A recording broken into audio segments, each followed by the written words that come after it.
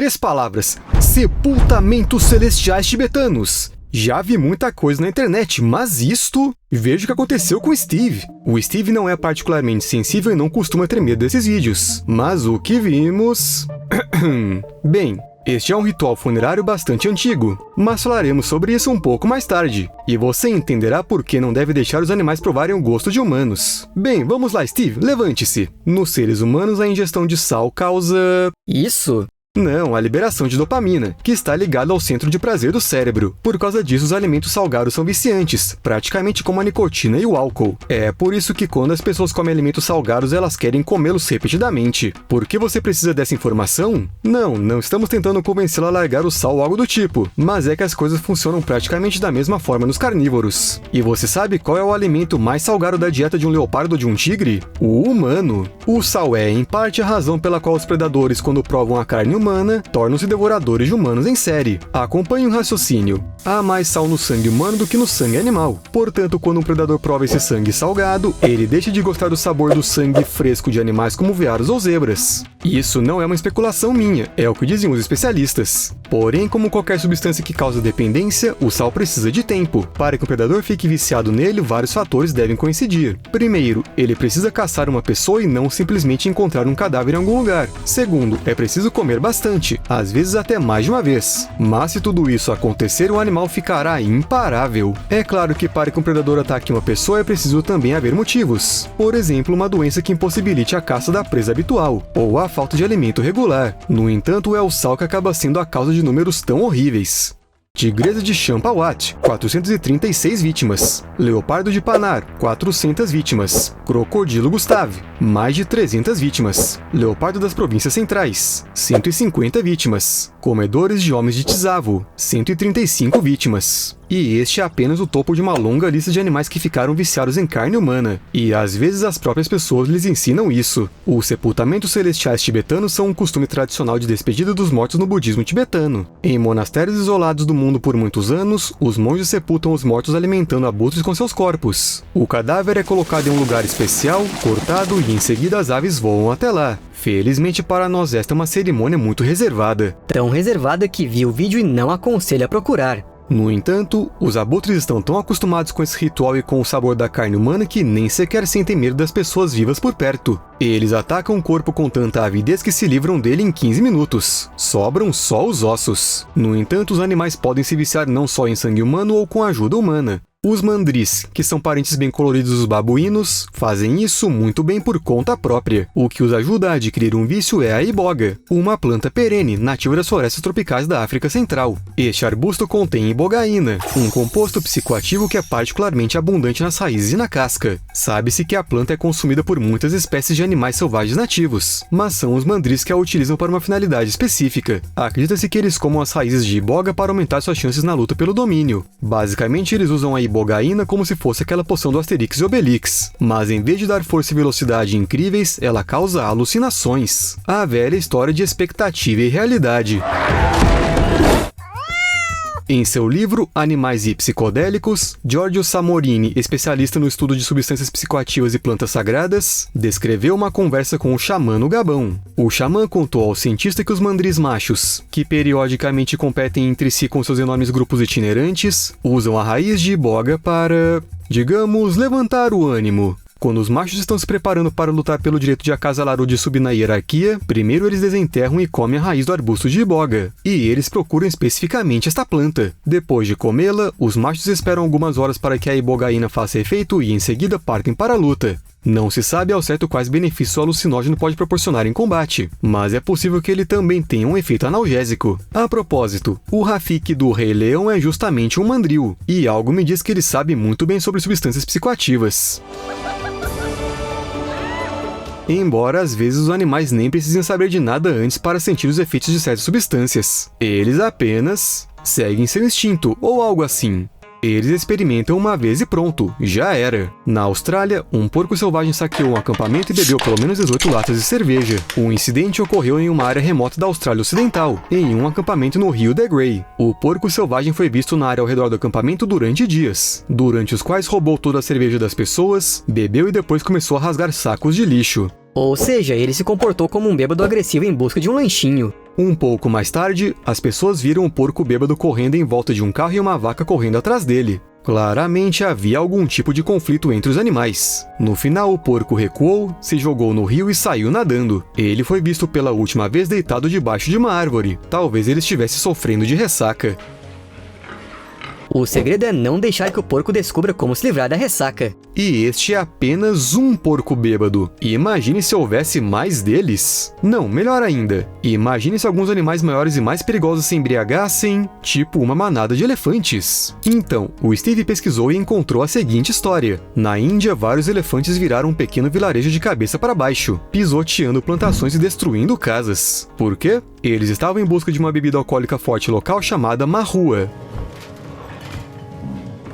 De acordo com o jornal Times of India, cerca de 50 elefantes foram atraídos da selva para o vilarejo pelo cheiro da bebida. A primeira parada foi uma loja onde a bebida era vendida. Os elefantes acabaram com o estoque rapidinho, 18 recipientes da bebida, feita com as flores ricas em néctar da maduca longifolha, foram imediatamente consumidos. Sem a menor vontade de parar por aí, os elefantes começaram uma busca agressiva por mais álcool. Os animais invadiram 3 casas próximas à loja e provavelmente teriam destruído mais se os moradores não tivessem conseguido afugentá-los de volta para a selva. Depois disso, as autoridades florestais tentaram forçar os elefantes a atravessar um rio próximo para garantir que não voltariam para procurar mais. E esse não é o primeiro incidente desse tipo. Vários ataques de elefantes bêbados a vilarejos foram registrados nos últimos anos. Em 2007, 6 elefantes selvagens tiveram que ser sacrificados por razões de segurança depois de se embriagarem com cerveja de arroz. Em 2010, uma manada de 70 elefantes bêbados causou estragos que não só destruíram vilarejos, como também mataram 3 pessoas. O mais interessante é que ninguém sabe por que os elefantes gostam tanto do álcool, que é produzido ativamente nessas áreas. Os elefantes têm até a reputação de serem alcoólatras, embora na verdade sejam muito menos dependentes do álcool do que se pensa.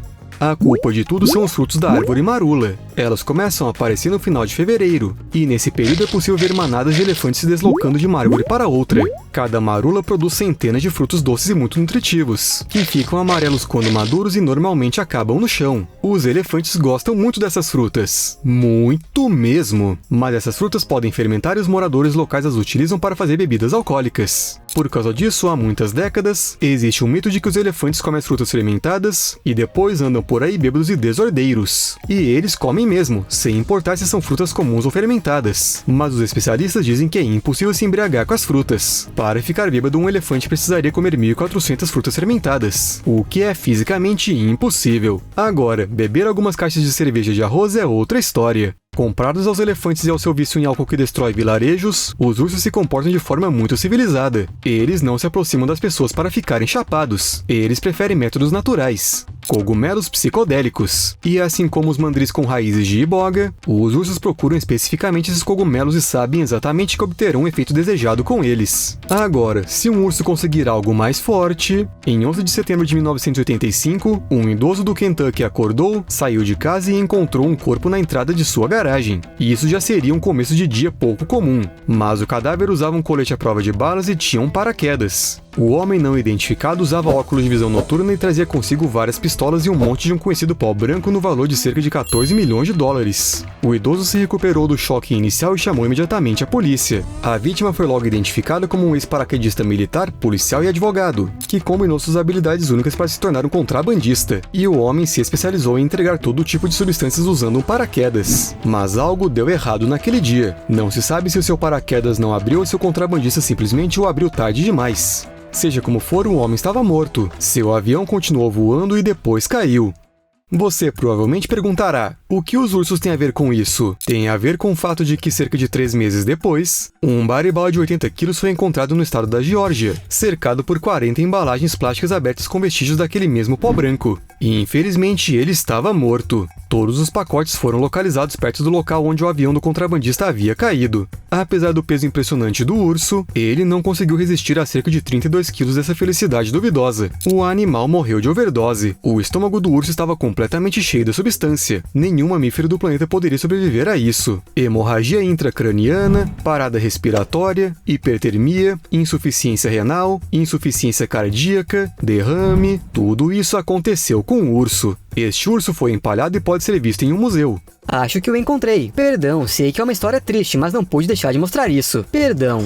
Foi feito um filme baseado na história, mas como geralmente acontece, ela foi levemente exagerada. Nele, entre o consumo do pó e sua morte, o urso conseguiu fazer, digamos, tudo. Mas será que o animal realmente sentiu algum prazer em ingerir todo esse pó branco? Não está claro. Na verdade, os cientistas não têm certeza se os animais experimentam as mesmas sensações que os humanos. Embora os animais consumam substâncias como erva dos gatos, cogumelos alucinógenos e álcool, não há como saber se eles procuram essas substâncias especificamente para obter um determinado efeito ou se elas têm alguma outra finalidade. Eles não nos contam. No entanto, seja como for, as substâncias agem de uma determinada maneira. Por exemplo, os cervos se comportam de forma inadequada após consumir cogumelos. Agora, após um gole de álcool, vários animais selvagens ficam sonolentos. Às vezes, o consumo de determinadas substâncias também podem levar à morte. Quando o baribal, que havia ingerido muito pó branco, foi encontrado na floresta, ele já estava morto há cerca de um mês. Ao contrário da violência retratada no filme, nada se sabe a respeito de um comportamento ameaçador ou mesmo agressivo antes de sua morte. E não se sabe por que o urso decidiu que era uma boa ideia abrir os pacotes com a substância e comê-la. Talvez o baribal estivesse com muita fome, ou talvez ele estivesse apenas curioso. Os cientistas costumam atribuir comportamentos estranhos de animais à curiosidade, o que é compreensível. Que outra razão poderia haver para uma onça chegar ao estado de um gatinho bobo e desajeitado? Mas isso realmente acontece, e tudo por causa das folhas de um certo cipó que cresce na floresta amazônica. Esse mesmo cipó é um dos principais componentes da potente bebida psicoativa ayahuasca, utilizada pelos povos indígenas da Amazônia como uma bebida tradicional, uma espécie de remédio espiritual.